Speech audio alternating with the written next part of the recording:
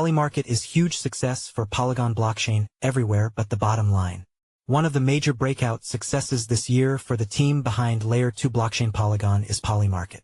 But according to data, Polymarket has only brought in about $27,000 of transaction fees for Polygon PoS in 2024.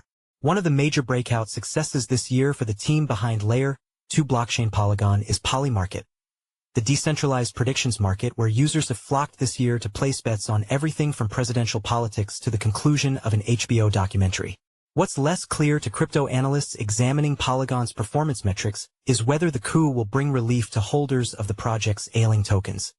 Down 65% this year, Polymarket has soared in popularity among mainstream users, allowing them to make bets on the upcoming U.S. presidential election.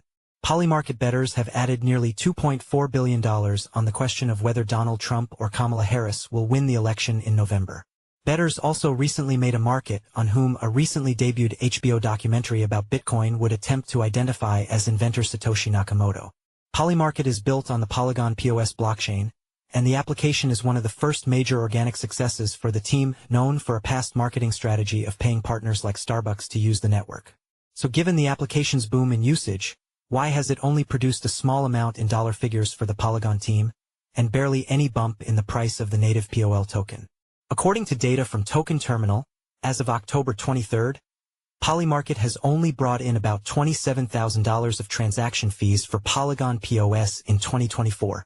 The answer, in part, is that the fees are market-based.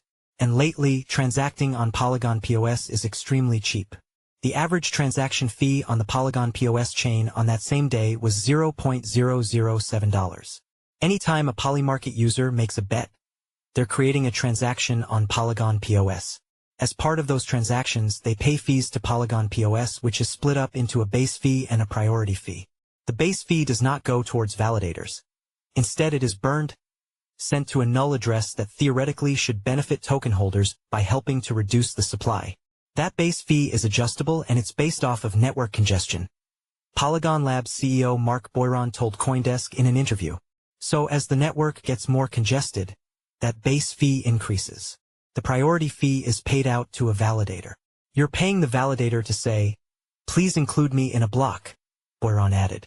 The higher a fee you pay, the earlier the validator will include you in a block if there's more congestion. If there's ample block space, there's less of a need to pay up. Another issue is that, in the grand scheme of things, while Polymarket's bettors are quite active, the volume of transactions doesn't come close to the level of high-intensity applications like decentralized crypto exchanges, DEXs. So far this month, 5.2% of transactions on the Polygon PoS chain came from Polymarket, according to Polygon's research team. Chainlink makes up 10.38% of transactions on PoS, while transfers of the stablecoin USDT make up 4.89%. Just to take the example of a recent day's activity. On October 23, Polymarket accounted for about 8% of the gas used on Polygon PoS, based on data from the Blockchain Explorer Polygon scan. That made it the largest individual contributor. In blockchain terminology, gas is a measure of the computational intensity required for any given batch of transactions. "I look at how it's built," Boyron said. "I would never expect a lot of fees from Polymarket because it doesn't have a massive amount of composability, like Uniswap. It has some, but not a lot. It's really just users coming there. They're executing a transaction and then stopping. So it's inherently never going to drive that much until, the number of users goes way up. Attention is the reward." Polygon for long has looked for its mainstream breakthrough moment, pouring millions into the partnerships with Starbucks and Meta to try and bring Web3 to the masses. Those deals never really took off. The Polygon team is encouraged by the enormous attention that Polymarket has been getting, hoping the attention will feed into bigger numbers in the wider Polygon ecosystem. Boyron told CoinDesk. The question is, why is Polymarket so interesting if they are only bringing $20,000? The obvious reason is just, let's call it attention.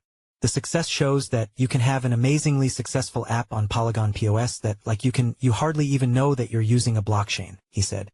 To look on the bright side, paying only $20,000 in transaction fees, frankly, just reflects how cheap it is to use Polygon PoS, Boyron said. The organic explosion of Polymarket has contributed to Polygon's success because of the attention it brings to the ecosystem, he said. Different applications have different roles, Boiron said. For me, Polymarket's role includes, we're giving them super cheap transactions that make it really easy. And attention is the thing that is the value add that Polymarket brings for us.